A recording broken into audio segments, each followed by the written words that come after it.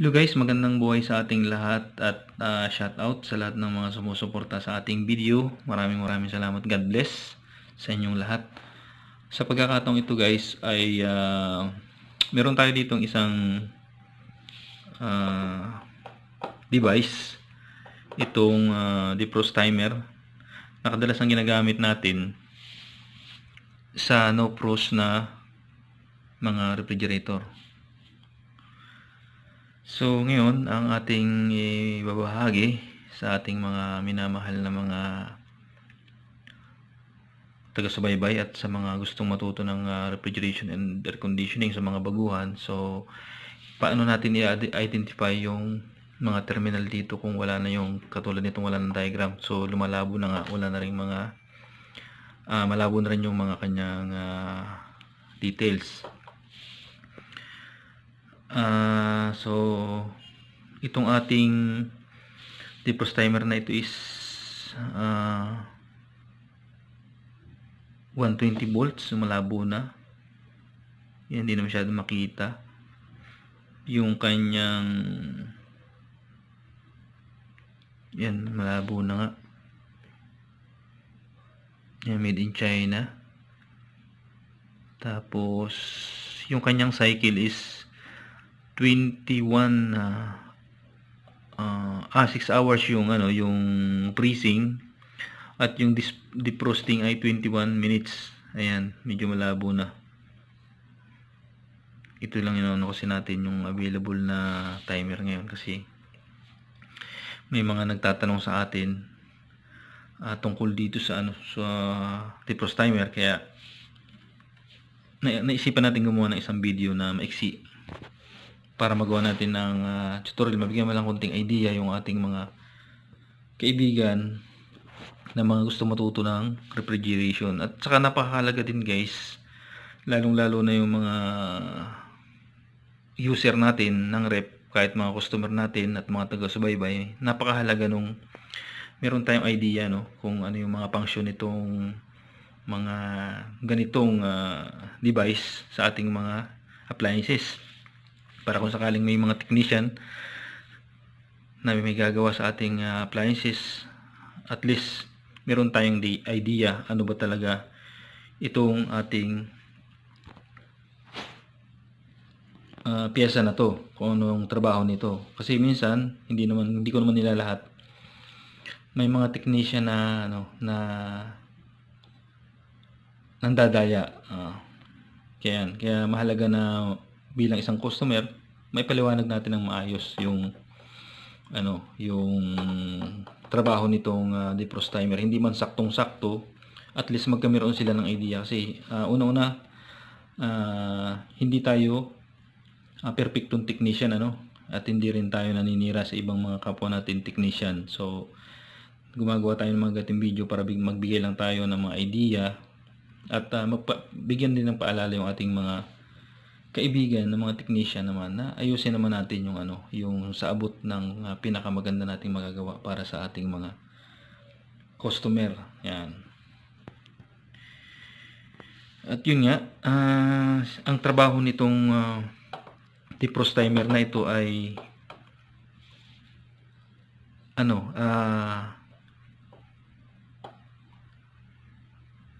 i-defrost yung yelo sa ating evaporator, kasi hindi pwedeng dire-diretso ang pagyeyelo niyan. Kaya meron siyang 6 na oras na magyeyelo at meron 21 minutes na defrosting. Kasi kapag napuno na ng yelo yung evaporator natin, mababarahan na yung duct papunta sa ating freezer. Yun, mawawala ng lamig yung lagayan ng mga gulay at lagayan ng mga iba pang item sa ibaba.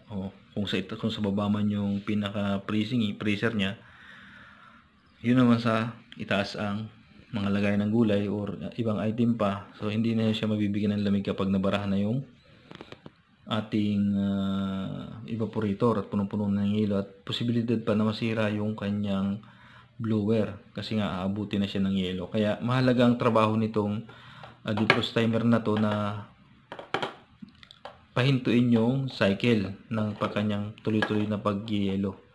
Kaya merong kinakabitan ito ng defrost timer yung ating mga no-frost. Kasi ang no-frost ay hindi mismo doon sa pinaka lagayan niya, pinaka-box nagigilo. Ang nagigilo sa kanya yung mga coil lang, tapos ibinabato lang ng blower papunta sa mga item at para magigilo yung mga item. So napakahalaga guys nitong defrost timer. Yan, ito ang papel nito sa ating mga refrigerator. At yun, kung paano ito natin nahanapin. Halimbawa katulad dito, meron siyang 4 na terminal. Yan, makikita natin sa diagram na may number siya, yung mga terminal niya 1, 2, sorry, 1, 4, 3. Yan, meron siyang 4 na terminal. Ayan, yun, makikita nyo yung diagram dyan. So kung wala na yan,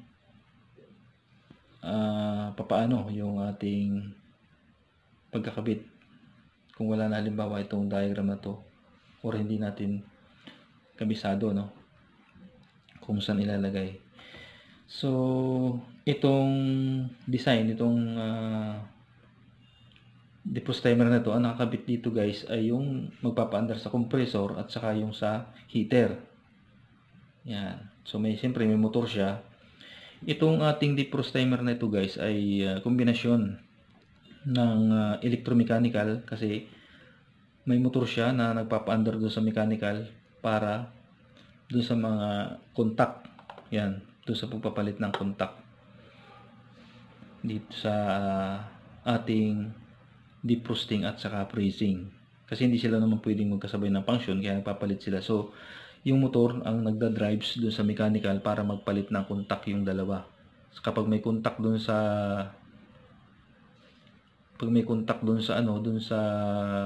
defrost heater, so wala siya doon sa ating cooling doon sa mismong compressor. Yun. So sa design nito guys, ang heater dito is itong number 2. Yung number 1 yung common line, tsaka yung number 4 yung papunta sa compressor sa ating freezing, at yung number 3 yung isa pang line papunta dun sa motor. Ayan guys, makikita na itong aim is meaning motor. So yung number 1, bali dalawang linya lang ilalagay natin dyan. Ito yung line 1 natin, ito yung line 2, pero ito yung pinaka-common natin. Itong number 1 yung magbibigay ng isang supply papunta dun sa heater pag umabot na siya dun sa defrosting, no? Ngayon pagkatapos ng defrosting 21 minutes, pupunta naman ang isang linya sa number 4 para naman umandar ulit yung compressor at mag-yellow ulit. Ayan, so gagamitan natin ng tester kung halimbawa nga at wala nang diagram. Gagamitan natin ng tester para malaman natin kung alin yung dapat nating supplyan. So lalagyan muna natin ng ng takip mamaya para hindi natin alam, no? Yan. Hello guys, ngayon ay hanapin na nga natin yung terminal. Alin ba dito yung lalagyan natin ng power supply, no? At alin yung para sa koneksyon ng heater at saka ng ating supply papunta sa compressor. So tinakloban ko yung diagram para hindi natin makita, no? Gamit ang ating analog multi-tester, hanapin muna natin yung may resistance. So kapag nahanap na natin dito yon sa mga terminal,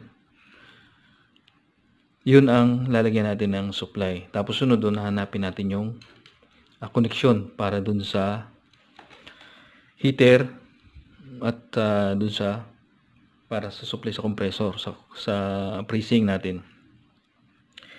So lalagyan muna natin ng bilang 1, 2, 3, 4. Yun, ito muna ang ating kasi wala tayong diagram sarado. So ang unahin natin, yan,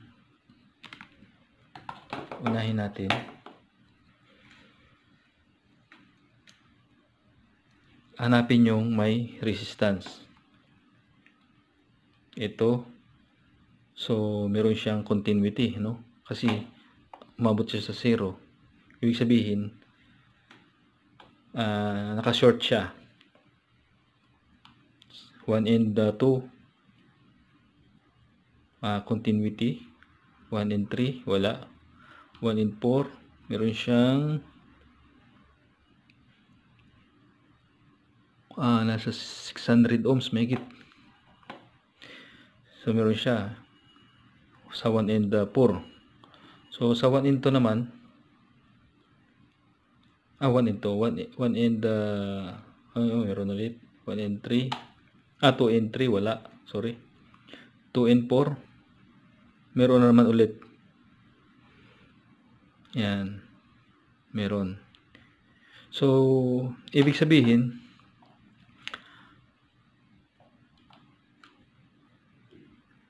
and 4 wala. Ibig sabihin,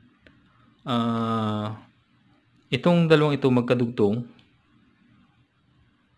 at itong 1 and 2 magkadugtong sa ngayon at itong 4 naman ay may resistance. So maaaring alin sa dalawa dito ang common. So hahanapin pa natin, hindi pa natin masisigurado. Kapag nakita na natin yung isa na sa heater o sa bracing, saka natin ma-identify yung alin ba talaga yung common dito sa tatlo na to. Ang sinisigurado natin, andito yung common. Sa dalawa na to, nandito yung common. Kasi ito sila lang yung magkamerong o alin sa tatlo na to, yung may common. Yan. So, paano natin malalaman alin ang common? At alin yung heater? Dito sa ating selector, dito sa ating knob ng ating defrost timer, dito natin makikita yung alin yung heater at alin yung sa freezing natin, sa defrosting natin, defrost heater, at alin yung sa freezing. So ang gagawin natin, ikutin natin itong knob. Kung alin yung may pinakamahabang ikot, siya yung freezing. Yung pinakamaiksi na cycle, siya yung defrosting. Ikutin natin kapag tumunog. Yan, tumunog siya. So, ikutin ulit natin. Mahaba. Mahabang ikot, di ba? Mahabang ikot. Tingnan natin alin yung may continuity. Kita ba? 1 and 2. Wala. 1 and 3. Meron siyang continuity. So mahaba yung ikot niya, ibig sabihin itong number 3 yung para sa freezing kasi meron siyang 6 hours sa cycle. Tapos yung sa defrosting natin is 21 minutes lang. So napakaiksi. Kaya lang yun. Napakaiksi lang niya. So hanggang saan ba yung ikutin ulit natin. Kapag may tumunog, titigil tayo. Pag may nag-click. Yan, tumunog siya. Tingnan natin ulit yung 1 and 2. Yan. Pumunta na naman tayo dun sa 0. Ibig sabihin, dito naman lumipat yung contact. Palit lang sila ng contact.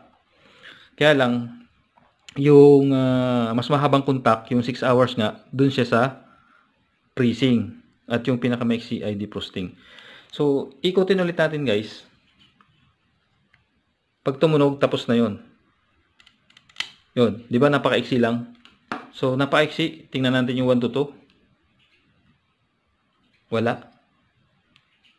2 and 3. Lumipat na yung contact. So, ibig sabihin, itong number 1, ito yung ating defrosting para do sa supply, papunta do sa heater. Kasi napakaiksi nung kanyang cycle. So, dahil nagpapalipat-lipat ito lang yung dito lang sa dalawa nagpapalipat-lipat yung contact. Ibig sabihin itong number 2 yung common. So, nasa tayo ngayon? Nasa freezing, ayun Yan, di ba nasa freezing tayo? So, ikutin natin tong knob kung gaano siya kahaba ang ikot. Di ba ang tagal Yan, ang haba niya, ang haba. Hindi pa nagki-click. Nakakasunod kayo guys. Ayan. Ayan, wala pa, di ba? So, ikot pa ulit natin. Wala pa rin. Yun, ayun na. Nag-click na siya. So, tingnan ulit natin. Yung 1 and 2. Ayun. Yun, siya yun. Diba? Ikutin natin konti. Diba ang bilis? Ang saglit lang talaga. Kasi, ano lang yan, 21 minutes nga, 21 minutes. Napaka-easy lang. Ayun, lumipat na naman ulit sa freezing. So, tingnan na ulit natin yung may resistance. Ayan, yung 2 and 4 ang may resistance. Kita ba? Sa ating camera. Ayan. Ayan. So, tatanggalin na natin yung taklob. Tingnan natin kung tama yung ating nakuhang ano. Yan. Ayan guys. Medyo malabo lang, no? Yan, makikita natin yung number 1. Normally, open. Ayun, contact. Tapos yung number 2 pala siya. Dito pala number 2 siya. Yung kaninang number 1 natin. Dito siya number 2. Yung number 1 natin yung common. Yung nasa pangalawa na kanina natin nilagyan natin ng bilang. At yung number 4, yun yung sa freezing natin. Normally close. Yan. Ibig sabihin, aandar muna siya na naka-freezing siya dapat. Sa unang andar niya guys, pag sisit natin ito, kung halimbawa magpapaandar tayo ng unit, siguraduhin natin, okay nagpalit tayo nito, siguraduhin natin nakasit tayo doon sa freezing. Makikita naman natin kasi, pwede natin testerin dito, pwede rin natin pakinggan. Kung sino yung pinakamaiksi, siya yung pinakamaiksing hikot, siya yung heater, defrost heater. Kasi pag naka-defrost heater tayo dito, so hindi under yung ating, hindi mag-under yung ating compressor. Kapag nakasit tayo dun sa mag-aantay pa siya ng 21 minutes bago siya umandar. Kaya kung magpapaandar tayo o magpalit, siguraduhin natin nakasit na tayo dun sa freezing natin dito sa knob natin sa manual. Pwede naman i-manual yan. Ayun. At yun lang guys. Maraming salamat. Sana ay nakatulong ito sa inyong nakapagbigay ako ng konting idea sa inyong lahat. At God bless. Maraming salamat sa inyong walang sawang pagsubabay. At kung may katanungan kayo, yung mga taga-subaybay natin, malayang-malaya po. At welcome na welcome tayong sagutin yung mga tanong ninyo. At yung may mga dagdag naman na advice tungkol dito sa ating may mga hindi tayo nasabi, ay malayang-malaya din po. At nagpapasalamat tayo sa mga taong concern. Kung may mga nasabi tayong hindi sakto, no? Sakto dun sa ating pinapaliwanag. So, napakaganda ng mga advice na matatanggap namin sa inyo. Ayan. At God bless. Maraming salamat sa inyong panonood.